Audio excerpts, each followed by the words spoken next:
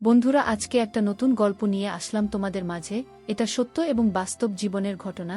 শেষ পর্যন্ত শোনার অনুরোধ রইল। শুনলে তোমার মধু চলে আসবে। দেরি না করে চলো শুরু করা যাক। আমি একটি ছেলের সাথে ফেসবুকে প্রেম করেছিলাম। তারপর তার সাথে পার্কে দেখা করতে গিয়েছিলাম তার লোকেশন অনুযায়ী। সারাদিন তার সাথে ঘুরলাম, খুব আনন্দ করলাম, খুব রোমান্টিক মুডে দিনটা কেটেছিল। সে আমার জন্য একটি গোলাপ ফুল নিয়ে এসেছিল। তার দেওয়া গোলাপ ফুলটি পেয়ে আমি সত্যিই খুব আনন্দিত হয়েছিলাম। হঠাৎ মনে পড়ল গোলাপ ফুলটি দেখতে খুব সুন্দর। তাহলে ফুলটি একটু শুকে দেখি। গোলাপ ফুলটি শুকতেই হঠাৎ করে আমার মাথাটা কেমন যেন যারা মেরে উঠল। পরক্ষণেই আমি অচেতন হয়ে পড়ে গেলাম। তারপর যখন আমার জ্ঞান ফিরল তখন দেখলাম আমার সকল হাত পা বাঁধা। আমি একটা রুমের ভিতরে আবদ্ধ। কিছুক্ষণ পরেই 4 জন লোক আমার এখানে আসলো। আমার এখানে এসে তারা 4 জন মিলে একসাথে এক অদ্ভুত আচরণ করতে শুরু করল, যা শুনলে বন্ধুরা তোমাদের মাথা ঘুরে যাবে। তাহলে চলুন বন্ধুরা, গল্পটি শুরু করি। গল্পটি শুরু করার আগে বন্ধুরা, তোমাদের নিকট আমার বিশেষ অনুরোধ, দয়া করে তোমরা আমার চ্যানেলটি সাবস্ক্রাইব করে আমাকে সাপোর্ট করবে। হ্যালো বন্ধুরা, আমি অনন্যা। বর্তমানে আমার বয়স 17। আমি ইন্টারমিডিয়েট প্রথম বর্ষে পড়ছি। আমার বাবা একজন সরকারি কর্মকর্তা, মা একজন হাই স্কুলের শিক্ষিকা। আমার 2 ভাই। এক ভাই আমার বউ, সে বিদেশ থাকে। আরে ভাই আমার ছোট, সে মাত্র ক্লাস 8ম শ্রেণীতে পড়ে। আর বোন বলতে আমার পরিবারের মধ্যে আমি শুধু একলা, অর্থাৎ আমাদের পুরো পরিবারের মেয়ে মাত্র আমি একজন। তাই সবাই আমাকে অনেক বেশি আদর করে। আমি যখন এসএসসি পরীক্ষা দেই তখন আমার বড় ভাই আমার জন্য একটি মোবাইল বিদেশ থেকে পাঠালো। আমার বড় ভাই আমাকে অনেক বেশি আদর করত, যত্ন করত, আমার প্রত্যেকটি চাওয়াই পূরণ করত। সে ইচ্ছা করলে আমাকে আরও আগে মোবাইল দিতে পারত, কিন্তু আমার হাতে মোবাইল দিয়ে নাই, যাতে আমার পড়ালেখার ক্ষতি হবে। আর ভাই আমাকে আগেই বলেছিল আমি যদি এসএসসি পরীক্ষায় পাস করতে পারি, অর্থাৎ ভালো রেজাল্ট করতে পারি, তাহলে সে আমাকে একটি অ্যান্ড্রয়েড মোবাইল দিবে। ভাইয়ের কথা অনুযায়ী আমি পরীক্ষায় খুব ভালো রেজাল্ট করলাম, এসএসসি পরীক্ষায়। তারপর সে খুশি হয়ে আমাকে অ্যান্ড্রয়েড মোবাইল উপহার দিলেন। আর এই মোবাইলে আমার জীবনের সবচেয়ে বড় ক্ষতির কারণ হয়ে দাঁড়িয়েছিল বন্ধুরা। এসএসসি পাস করার পর ভাই আমাকে একটি নতুন অ্যান্ড্রয়েড মোবাইল বিদেশ থেকে পাঠালেন। মোবাইলের ব্র্যান্ড ছিল স্যামসাং। অনেক দামি একটা মোবাইল ছিল, অনেক সুন্দর ছবি উঠত, আর আমাদের বাসায় আগে থেকেই ওয়াইফাই ছিল। ভাইয়ার দেওয়া মোবাইল পেয়ে আমার যেন আনন্দের আর সীমা নেই। অর্থাৎ পড়ালেখার দিকে কোনো মন ছিল না, সম্পূর্ণ মনোযোগ চলে গিয়েছিল মোবাইলের প্রতি। আমার বন্ধু বান্ধবীদের মুখে শুনেছি ফেসবুক নাকি অনেক মজার, ফেসবুকে অনেক কিছুই নাকি পাওয়া যায়। তাদের মুখ থেকেই ফেসবুক এর কথা শুধু আগে শুনতাম, আর মনে মনে ভাবতাম আমার যদি একটা মোবাইল হতো তাহলে তো আমিও ফেসবুক চালাতে পারতাম। অবশেষে ফেসবুকের সেই আকাঙ্ক্ষা নিয়ে আমি আমার মোবাইলে একটি ফেসবুকের অ্যাকাউন্ট খুললাম। ফেসবুক অ্যাকাউন্ট খোলার পর আস্তে আস্তে আমি ফেসবুকে সময় দিতে শুরু করলাম। যতই চালাচ্ছি ততই ভাল লাগছে, ফেসবুকে যত সময় যাচ্ছে ততই ভাল লাগছে। আস্তে আস্তে আমি ফেসবুকের প্রতি আসক্ত হয়ে গেলাম, অর্থাৎ পড়ালেখা, খাওয়া দাওয়া সব কিছুর চাইতে ফেসবুকে প্রাধান্য দিতে শুরু করলাম। মনে হলো যেন ফেসবুক একটি নেশায় পরিণত হয়েছে। এভাবেই বেশ কয়েকদিন চালানোর পর ফেসবুকে একটি আইডি পেলাম। আইডিতে ছেলেটিকে দেখতে অনেক অনেক স্মার্ট, অনেক হ্যান্ডসাম লাগল। ফেসবুকে ছেলেটির আইডির নাম ছিল রোম্যান্টিক কাব্য, অর্থাৎ ছেলেটি ফেসবুকে অনেক সুন্দর সুন্দর লেখালেখি করত এবং তার প্রত্যেকটা পোস্টেই আমার কাছে খুব ভালো লাগত। এক কথায় আমি ছেলেটির প্রতি আসক্ত হয়ে গেলাম। ছেলেটির প্রতি আসক্ত হওয়ার পরে আমি তার প্রত্যেকটি পোস্ট ফলো করতে শুরু করলাম, লাইক, কমেন্ট এবং শেয়ার করতে শুরু করলাম। আমি ছেলেটিকে অনেক সুন্দর সুন্দর কমেন্ট করতাম। হয়তো একদিন ছেলেটির নজরে আমার কমেন্ট পড়ল। তারপর ছেলেটি একদিন আমাকে মেসেঞ্জারে হাই বলে আমাকে সংকেত দিল। ছেলেটির সঙ্গে আমি মোটামুটি একটু খুশি হলাম, কারণ এই প্রথম অনলাইন প্ল্যাটফর্মে অপরিচিত কারো সাথে কথা বলছি। আমার ফেসবুক আইডির নাম ছিল রানী অনন্যা। ছেলেটি আমাকে তারপর মেসেজ দিল, হয় রানী অনন্যা, হাউ আর ইউ। তারপর আমি ভাবলাম এখন হয়তো ছেলেটিকে রিপ্লে দেওয়া উচিত। আমি বললাম, I am fine. And you? তারপর ছেলেটি আমাকে বলল, ইয়েস আই অ্যাম ফাইন। তারপর ছেলেটি বাংলায় লিখল, রানী অনন্যা, আমি কি তোমার সাথে একটু কথা বলতে পারি? আমি বললাম, হ্যাঁ অবশ্যই বলেন। তারপর ছেলেটি আমাকে বলল, অনন্যা, আমি ইদানিং লক্ষ্য করছি তুমি আমার প্রত্যেকটি পোস্টে খুব ভালো করে মনোযোগ সহকারে পড়ো এবং আমার প্রত্যেকটি পোস্টে তুমি খুব সুন্দর সুন্দর কমেন্ট করো। আসলে আমাকে এ পর্যন্ত যতজন কমেন্ট করেছে সবগুলো কমেন্টের মধ্যেই তোমার কমেন্ট, তোমার লেখার ভাবগাম্ভীর্য আমাকে মুগ্ধ করেছে। অনন্যা, আমি কাব্য। আমি একটি ইউনিভার্সিটি থেকে বাংলা সাহিত্য বিভাগে অনার্স মাস্টার্স করছি। এজন্য আমি কিছু লেখালেখি করি। লেখালেখিটা আমার খুব ভাল লাগে। মোট কথা, লেখালেখিটা আমার একটি পেশা আর নেশাও বটে। আর এটিও কি লক্ষ্য করেছি অনন্যা, তোমার যে লেখার ভাব গম্ভীর সেটাও কিন্তু আমার চাইতেও কম না। সত্যিকার অর্থে অনন্যা, তুমি অনেক মেধাবী। তোমার প্রত্যেকটি কমেন্টে আমাকে মুগ্ধ করেছে। অনন্যা, তুমি যদি অন্ধকার চর্চা না করে তাহলে আমি কি তোমার বন্ধু হতে পারি? তারপর লোকটির মিষ্টি মিষ্টি কথায় আমি যেন তার প্রতি আস্তে আস্তে দুর্বল হয়ে যেতে শুরু করলাম। আস্তে আস্তে তার প্রতি আসক্ত হয়ে গেলাম। তারপরও তাকে আমি বুঝতে দেই নাই। আমি বললাম, কাব্য, আমি তোমার বন্ধু হতে পারি, কিন্তু এর চাইতে বেশি না। তারপর খাদ্য বলল, আচ্ছা ঠিক আছে আপাত, তুমি আমার বন্ধু হলেই চলবে। তারপর হয়ে গেল তার সাথে আমার বন্ধুত্ব। বন্ধুত্ব থেকে প্রেম, প্রেম থেকে ভালোবাসা, এভাবেই শুরু হতে লাগল তার সাথে বিভিন্ন ধরনের আলাপচারিতা। দীর্ঘ 3 থেকে 4 মাস কাব্যের সাথে কথা বলার পর আস্তে আস্তে আমরা বন্ধুত্ব থেকে প্রেমের সম্পর্কে গড়িয়ে যায় এবং তার সাথে এমন সম্পর্ক হয়ে যায় যেটা গভীর থেকে গভীরতর প্রেমিক প্রেমিকার মধ্যে হয়ে থাকে। আর কাব্যর সাথে যতই আমি কথা বলছি ততই তার প্রতি আরও আসক্তি হয়ে যাচ্ছি। তার কথাগুলো আমার কাছে এত এত মিষ্টি, এত ভাল লাগে যেন তার সাথে আমি সারাদিনের কথা বলতে থাকি। ফেসবুক থেকে পরিচয়, তারপর প্রেম, তারপর প্রেমের সম্পর্ক থেকে আরও গভীর থেকে গভীর সম্পর্ক। তুমি যেন আমার কাছে স্বপ্নের মতো মনে হলো।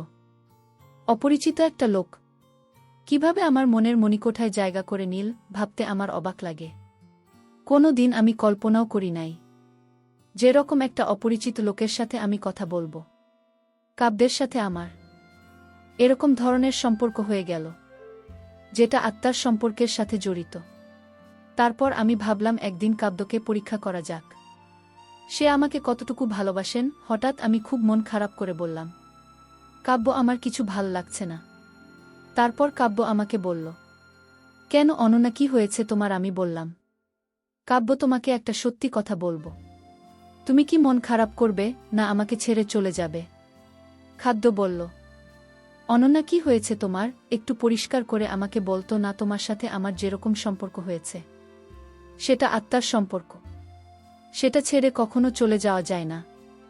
আমি বললাম, তা ঠিক আছে, কিন্তু আমার তো অনেক সমস্যা। তারপর কাব্য বলল, অনন্যা, কি সমস্যা তোমার? একটু বলো না প্লিজ। তারপর আমি বললাম, ঠিক আছে কাব্য, তাহলে শোনো। আমি বললাম, কাব্য, আমি গতকালকে ডাক্তার দেখাতে গিয়েছিলাম। ডাক্তার আমাকে পরীক্ষা করে বলল আমার 2টা কিডনিতে প্রয়োজন ধরা পড়েছে। আস্তে আস্তে তা অচল হয়ে যাবে। সময় মতো যদি কিডনি ট্রান্সফার না করতে পারি তাহলে হয়তো আমি আর বেশি দিন বাঁচব না। আরে ছাড়াও আমি চোখের মাঝে মধ্যে কিছু দেখতাম না, হালকা দেখতাম। চোখ পরীক্ষা করালাম। চোখ পরীক্ষা করার পরে ডাক্তার আমাকে বলল, তোমার চোখের পাওয়ার একেবারে মাইনাসে চলে এসেছে, যে কোনো সময় তুমি অন্ধ হয়ে যেতে পারে। কাব্য, ডাক্তারের কাছ থেকে এরকম ধরনের কথা শুনে আমার মনোবলটা একেবারেই দুর্বল হয়ে গেল। ভাবলাম, কি করব, হয়তো আমি বেশি দিন আর বাঁচব না। শুধু শুধু তোমার সাথে অভিনয় করলে কি হবে? আমার কথা শুনে কাব্য কিছুক্ষণ নীরব হয়ে রইল। কিছুক্ষণ নীরব থাকার পর কাব্য আমাকে বলল, অনন্যা, আমি তোমাকে ভালোবাসি, তোমার দেহ বা অন্য কিছুকে নয়।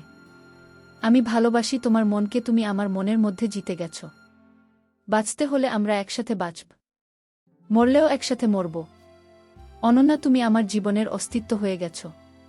যদিও তোমার সাথে আমার কখনো দেখা হয়নি, তারপরেও তুমি আমার অস্তিত্বে মিশে গেছ।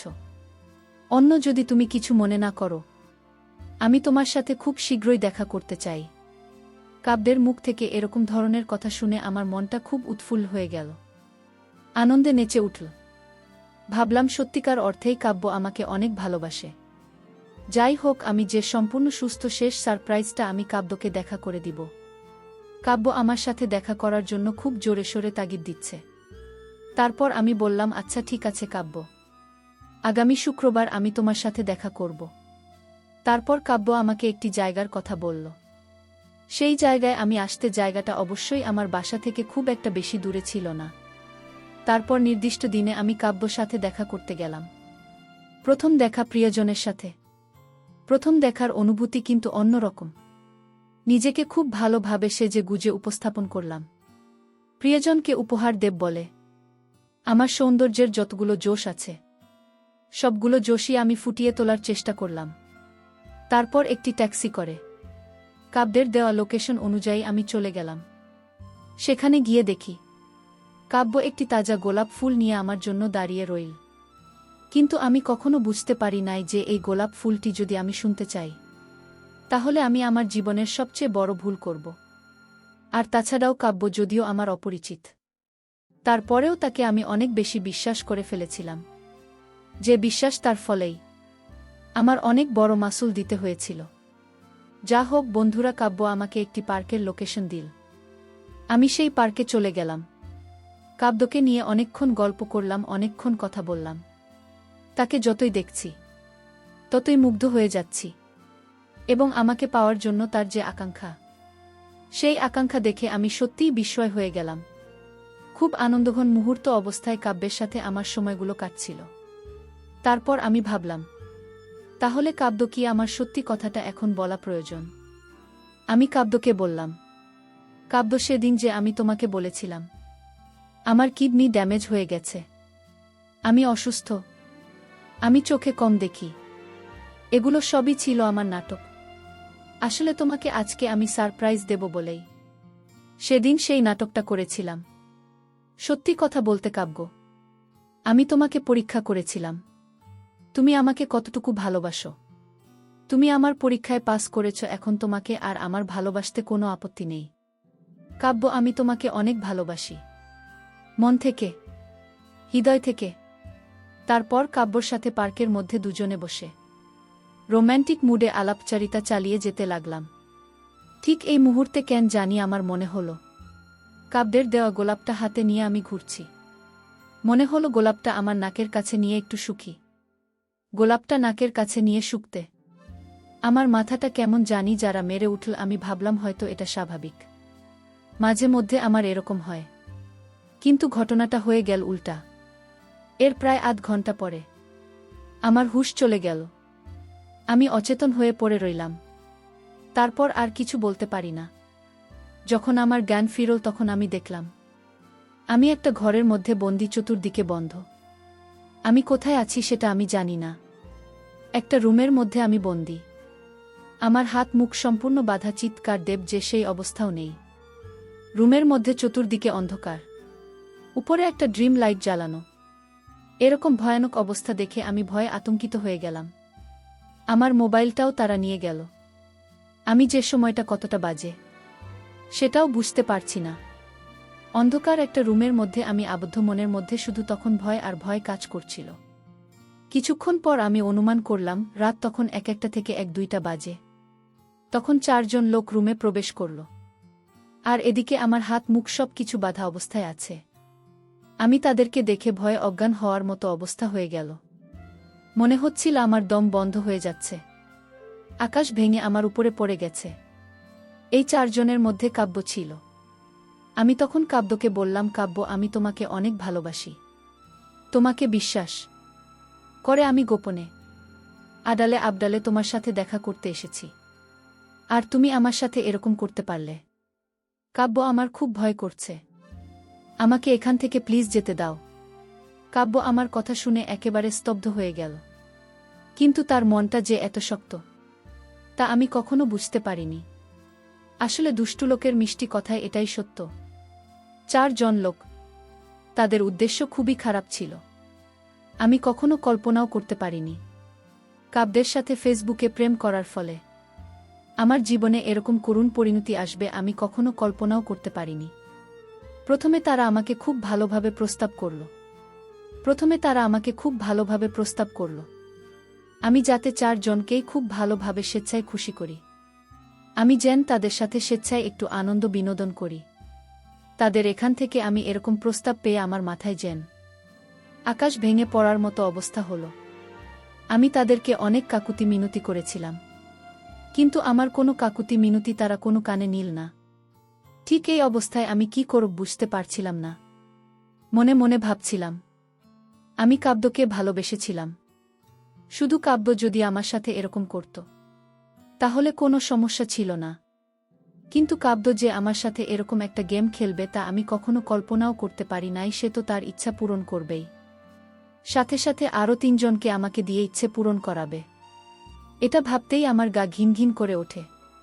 কি করব আমি ভাবছিলাম, আর এদিকে তারা 4 জন, আর আমি একা, তাও আবার একটি বন্ধ করে অন্ধকার রুমে। আমি যদি এখন অস্বীকার করি বা তাদের সাথে সম্মতি না দেয়, তাহলে তারা আমাকে জোর করে হলেও একটা কিছু করার চেষ্টা করবে। আর তাছাড়া মনে মনে ভাবতে লাগলাম, এখন আমি যদি তাদের সাথে এরকম কিছু না করি তাহলে হয়তো তারা আমাকে মেরে ফেলতে পারে। অনিশ্চিত থাকা সত্ত্বেও তাদের প্রস্তাবে আমাকে রাজি হতে হলো। আমি প্রথমেই বললাম, আচ্ছা ঠিক আছে, আমি আপনাদের প্রস্তাবে রাজি, কিন্তু দয়া করে আমার প্রতি একটু সহনশীল হবেন। কারণ বুঝতে পেরেছেন তো, আপনারা 4 জন আর আমি একা। আমার কিন্তু এই পরিস্থিতিতে জীবনে প্রথম, আমি কিন্তু আপনাদেরকে খুব ভয় পাচ্ছি। দয়া করে আমার প্রতি একটু সহনশীল হবেন। প্রথমেই তারা আমাকে আশ্বাস দিল যে তারা আমার প্রতি সহনশীল হবে, কিন্তু তারা যখন আমার সাথে ভিন্ন রকম আচরণ শুরু করল তখন সহনশীল তো দূরের কথা, মনে হচ্ছে যেন বিভীষিকাময় একটি মুহূর্ত। এই ভয়ঙ্কর পরিস্থিতিতে আমার যে কি হয়ে গেল আমি কিছুই বুঝতে পারলাম না। পরক্ষণেই আমি অজ্ঞান হয়ে গেলাম। যখন আমার জ্ঞান ফিরল তখন দেখলাম আমি একটি হাসপাতালের বেডে শুয়ে আছি। অর্থাৎ তখন আমি পরিষ্কার বুঝতে পেরেছিলাম তারা তাদের উদ্দেশ্য সফল করে আমাকে হাসপাতালে ভর্তি করে। তারপর তারা পালিয়ে গেছে, সাথে করে নিয়ে গেছে আমার মোবাইল, এবং আমি অনেকগুলো স্বর্ণালঙ্কার পরে এসেছিলাম সবগুলোই আমার কাছ থেকে তারা কেড়ে নিয়ে গেছে। খুব ভয় পেয়ে অনেক কষ্ট করে বাবার নামটা মুখস্থ ছিল বিধায় বাবার নাম্বারে ফোন দিলাম। বাবা আমার ফোন পেয়ে পাগলের মতো হয়ে হাসপাতালে ছুটে আসলো। আরও ছুটে আসলো আমার অনেক আত্মীয় স্বজন। কিন্তু যা হওয়ার তো হয়ে গেছে, আমার তো সবকিছু শেষ হয়ে গেছে, কিছু করার ছিল না। একটি ভুলের কারণে আমার জীবনটা তছনছ হয়ে গেছে। তারা আমাকে এমন অবস্থা করে ফেলেছিল, পরবর্তীতে আমি আর কোনোদিন মা হতে পারব না। ডাক্তারের রিপোর্টে তা পরিষ্কার বলে দিয়েছে। এই ঘটনার কারণে বন্ধুরা মাঝে মধ্যে মরে যেতে ইচ্ছা করে, কিন্তু কেন জেতার পরেও এই সুন্দর পৃথিবী ছেড়ে যেতে মন চাচ্ছে না। এখন আমি বন্ধুরা মরার মতোই বেঁচে আছি পৃথিবীতে, যেন একটা কঠিন পদার্থ। পরিশেষে আমি তোমাদের কি বলবো বন্ধুরা, তোমরা কখনো অপরিচিত, বিশেষ করে ফেসবুকে বা সোশ্যাল মিডিয়ায় পরিচিত হয়ে কারো সাথে অন্তরঙ্গ হয়ে মিশতে না। অপরিচিত কাউকে মন থেকে বিশ্বাস করবে না, আর যদিও বিশ্বাস করো তাকে খুব ভালো করে যাচাই বাছাই করে বিশ্বাস করবে। তা না হলে হয়তো বা তোমাদের জীবনেও আমার মতো এরকম করুণ পরিণতি আসতে পারে, যার মাসুল সারা জীবন ধরে দিতে হবে। বন্ধুরা, আজকে এই পর্যন্তই। আবারও আসব তোমাদের মধ্যে নতুন কোনো ভিডিও নিয়ে। ভিডিওটি যদি তোমাদের ভালো লাগে তাহলে একটি লাইক দাও। প্রতিদিন আমি তোমাদেরকে একটা করে নতুন গল্প উপহার দিব, তাই তোমাদেরকে অনুরোধ করে বলছি, তোমরা যদি এরকম ধরনের ইন্টারেস্টিং গল্প পেতে চাও তাহলে দয়া করে আমার চ্যানেলটি সাবস্ক্রাইব করো। ভিডিওটি দেখার জন্য তোমাদের সকলকে অসংখ্য ধন্যবাদ।